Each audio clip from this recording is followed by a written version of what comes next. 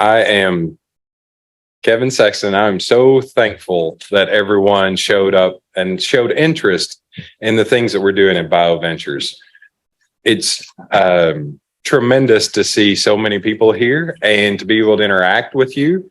And hopefully, if you take nothing away from this, you take away that we get to work with some amazing people like Sarah, Jeff Stinson that you'll meet, and others. And we are all friends.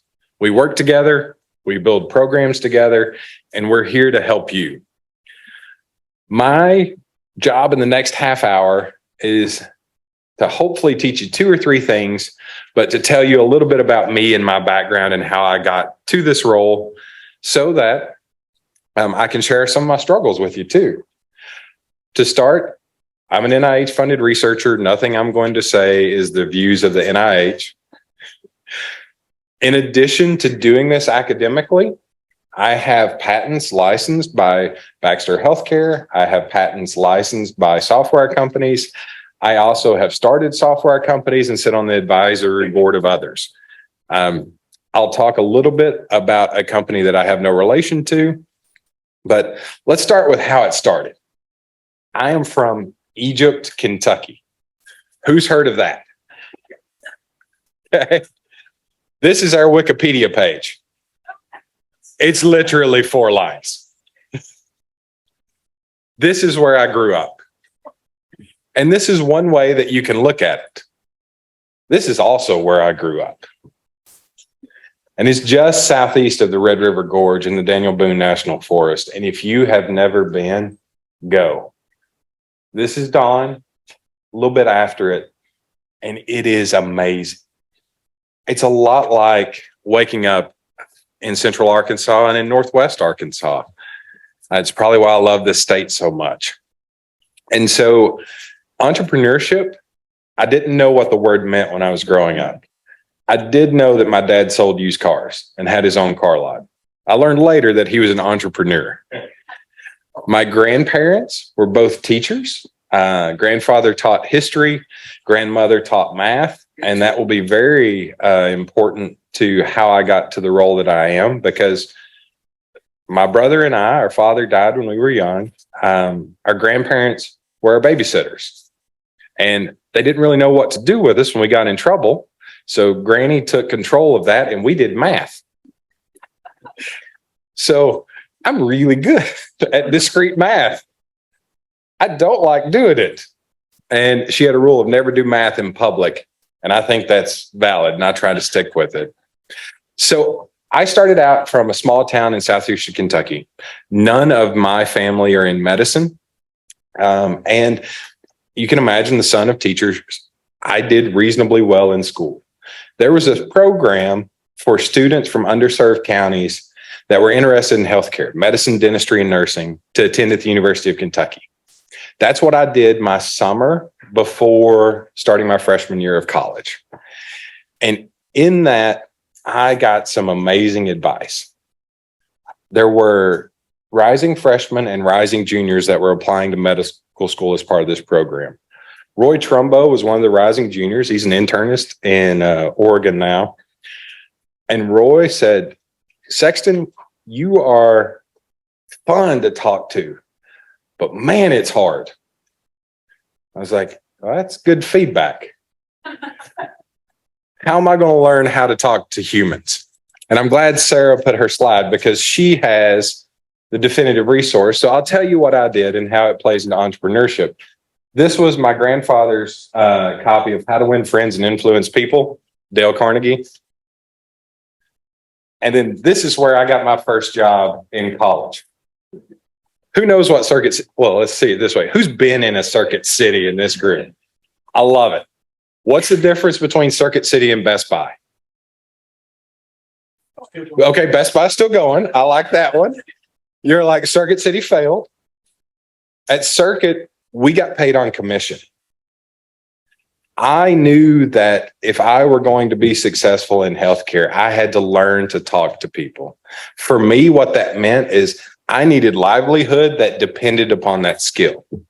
I needed professional training to speak to folks in a way that I could connect with them and learn how to get my point across in a concise manner and help them by finding their pain point and recommending products that would help solve that pain point. Because the other thing that folks didn't appreciate about Circuit City, even though ultimately their business model failed, and we talk about that some other time, if you brought something back, I lost money. I had to give the money back to Circuit City, which is why I lucked into this job. One, I liked electronics, but two, it taught me that if you're selling, you want someone to have a great experience. And sales, sort of an evil word, like customer. It's really finding someone's pain point. And if you are a good salesperson, rarely do you sell anything. You just help expose to the customer how you solve their pain point, and then they make the decision to move forward.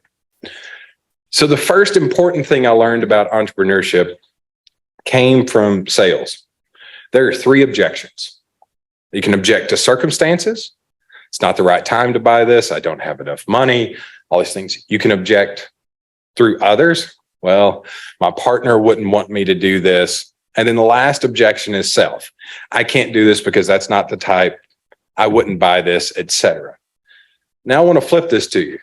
These are the 3, and I've gotten a lot of grant rejections. These are the objections I get and the critiques I get back on every grant. Circumstances aren't right. Technique is not the right one for this. The institution's not the specific one. Others. So-and-so has been doing this work. This is mainstream. I study venous waveforms and signal processing instead of arterial waveforms, which is the predominant in the industry. I always get the critique of others study arterial waveforms. Why are you not doing that? And then lastly, self. Like, are you the right investigator for this work? These are universal objections for you to learn to overcome. And you're only going to get that by talking to people. And what I do, which is mostly healthcare software as a service, that's asking folks why they're buying or why they're not buying the technology that I'm selling. And so with sales, the thing that you will learn is if you are talking to a good salesperson, the last thing they do is ask for the sale. What they're going to do is start by qualifying your pain points, identifying why you are in the store today looking, what you are looking for, what problems your organization has. Now, who in here has talked with a painful salesperson before? Okay, just like anything else, there's a gamut. Not everyone is great at the opportunity, but this is your choice to learn. My experience can be summed up and provide absolutely as much value to the customer as you can, and then ask for the sale. And sometimes that's delayed weeks, months, even years for B2B sales, establishing relationships with a customer. And so, like Sarah said, talking to humans, it's a free resource.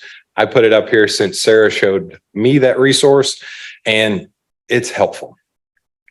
Now, after my job at Circuit City, I went back to selling cars because that's what I knew. And they still have a lot in North Carolina, another Sexton auto sales. So I use their sign a lot. But you learn a lot about people by getting out there and talking to them every day.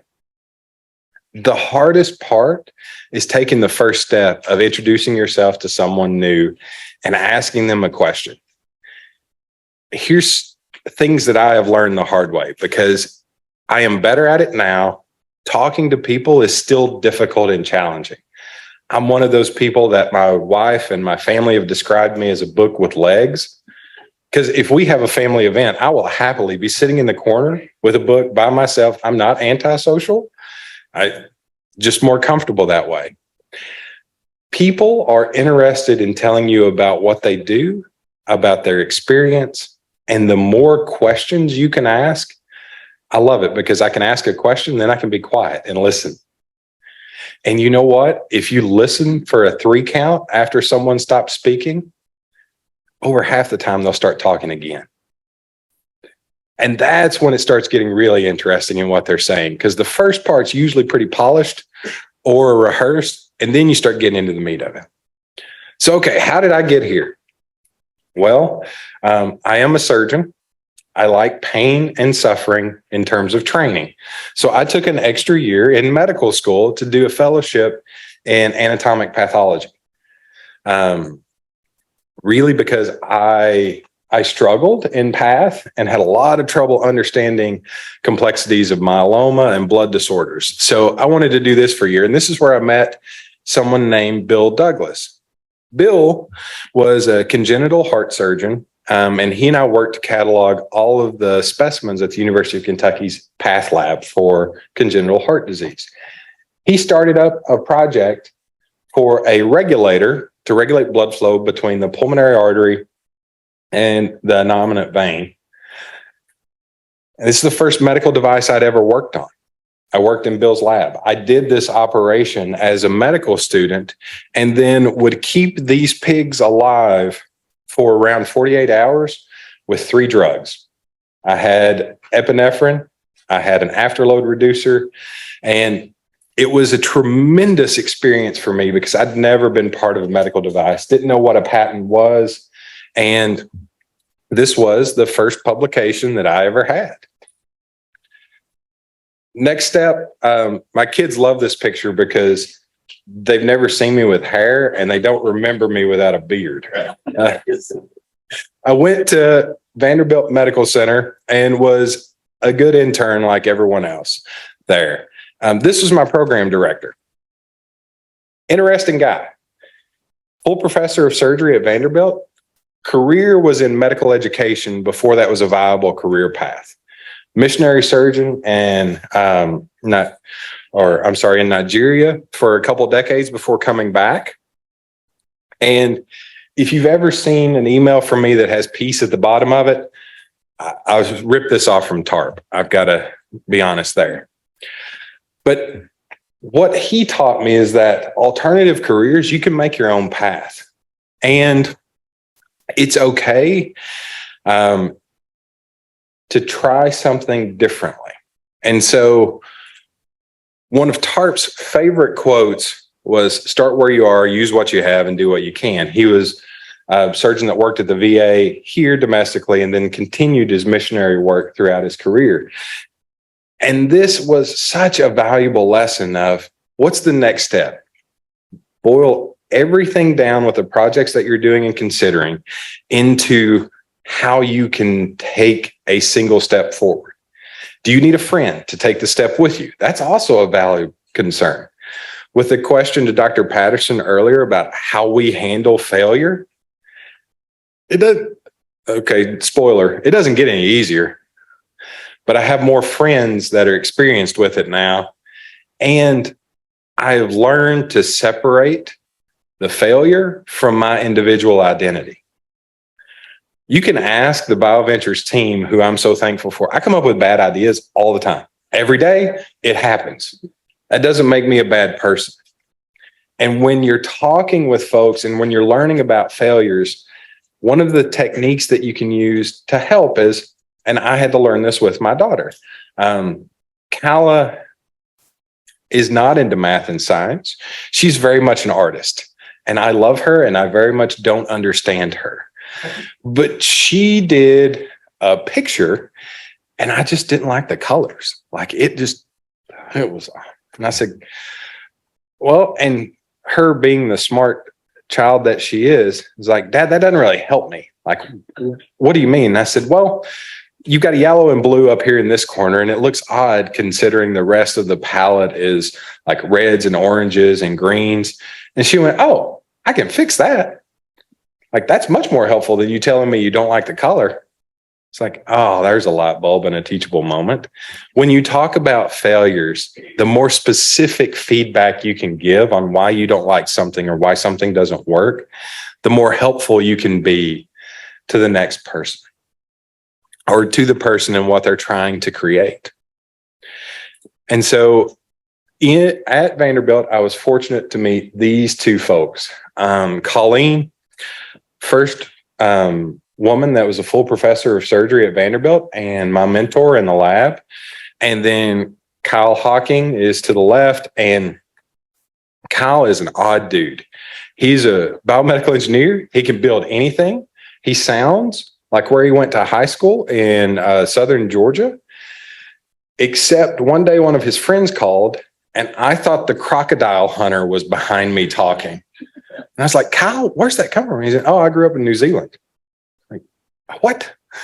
But my point with saying this is I didn't understand Kyle's backstory or take time to get to know all of the fun things that he had been into. And his dad actually created a computer model called finite element analysis for mining, and it became really important to what we were doing.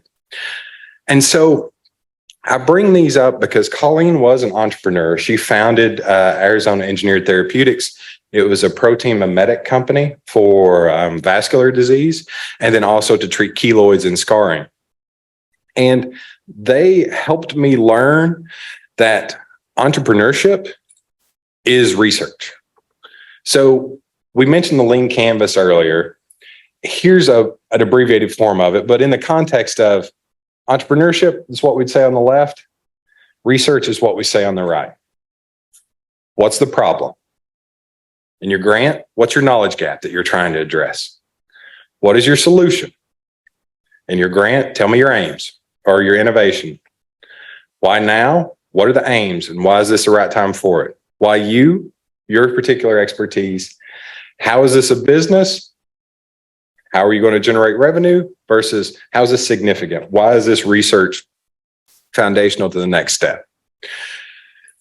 So Colleen and Kyle were teaching me how to go fast. This is a publication on the lack of advancement in women to full professors in surgery. You're like, how does that relate to entrepreneurship? Well, what happened is Colleen was really upset in lab meeting, finding the institutional data that women were not advancing to full professor the same degree that men were. And she brought this out to all of us. And you can see how it's been equal for residents, for medical students, but not faculty in terms of how slow the slopes are. But so what Kyle and I did is after the lab meeting, I said, Kyle, what data would we need to prove this? Because he knows more about math than I do. And he gave me an idea. And so I called the AAMC, the American Association of Medical Colleges. I got to speak to a wonderful woman named Joyce, who is their database administrator. She emailed me the data the next morning to do this work. This entire paper was put together in a week because I was comfortable talking to people and asking. And asking for things is an absolute art. This was the follow-up of showing how women were falling off and not advancing to full professor. We did some qualitative analysis to figure out why, but my point being, the skills that you learn as an entrepreneur are immediately relevant for research and vice versa. Now, this is a random photo, but this is what Kyle's desktop looked like. Because I learned a really important lesson from Kyle as an engineer. If we had a problem, I would want to sit and think about it. I'd want to think about the idea. I'd want to get something in a form that I could present, usually take me a few weeks in lab meeting. Kyle had thousands of files on his computer. If he had a problem, he would immediately pull up PowerPoint and he would put a deck together. He would say, this is the problem. And then he would start designing solutions. And y'all, this was horrifically embarrassing to me because then what he would do is drag me to everyone in the lab and say, hey, we had this idea together. And they would just give him what I considered like rough feedback on why that solution doesn't work and blah, blah, blah. And in a week's time, he had the best ideas out of all of us. And so there's a great, and you know how things come back around. In 2019, I got to read this book by Jim Adams from Stanford's Design School. And I'll give you a second to chew through this.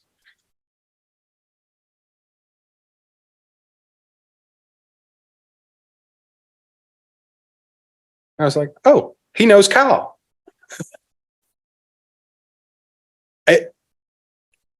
When you get stuck, just like today, the more you can get in front of people, talk to people about your ideas, develop a network, the faster we can help you get to a more optimal solution. And BioVentures and all of our teams are here to help you with that.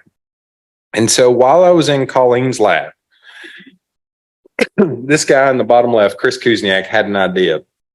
We weren't doing a good job of predicting who would have a problem after surgery. And so what his idea was to take information from electronic medical record and risk adjust folks. Problem with Chris is he could sell anything.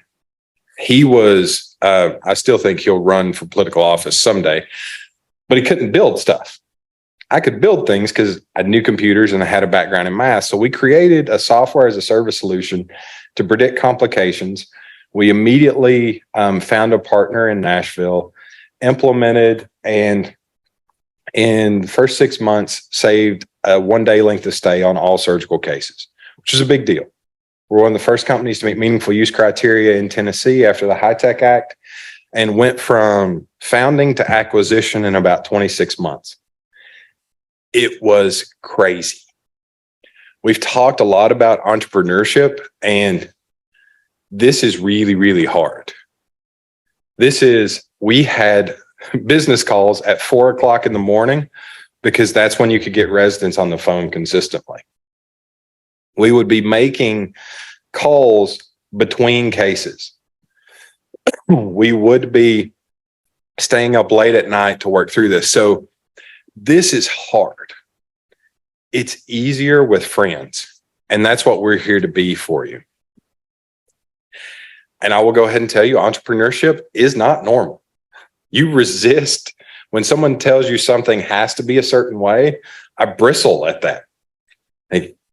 I'll take, for example, our last grant that we wrote with Audrey and I, and some of you have filled out letters from this. Getting letters of support's a challenging process. You can use ChatGPT and craft custom letters of support really easily now. So that's what we did. So if you are looking for ways to impact your practice, impact others in a positive way, it doesn't have to be inventing a therapeutic. It can be as simple as making a process easier. And we want to know about those so that we can help you with commercializing them. And so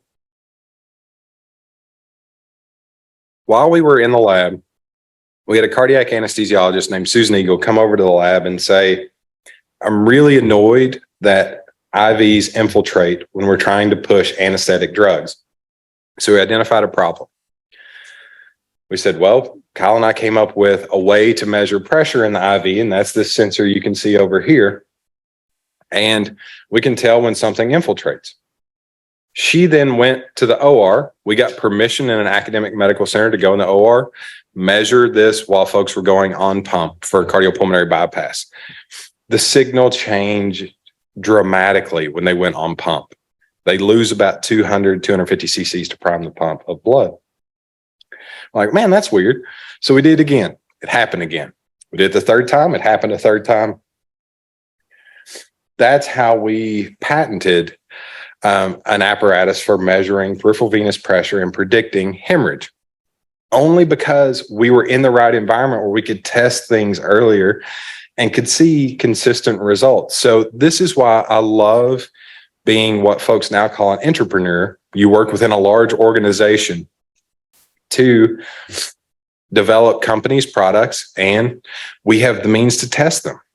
So Kyle took this company on and eventually created Volumetrics. They got FDA approval last year for a different device, and I couldn't be prouder of him. And I tell you this as part of my story in that I'm not part of this company, but I'm Kyle's friend. So I celebrate the wins of all those that we're working with. And that is part of what Tarpley meant when the salary for this job is great, but not all of it's taxable. So the lessons that I've learned for being an entrepreneur: talk with people, share before you're ready. And this one's really uncomfortable. starting with what you can do, remembering that you have friends you can help, and then show up. And what I've learned about showing up is that you think it means full every day. Showing up means being consistent, doing what you can when you can, and knowing what your priorities are to consistently work on.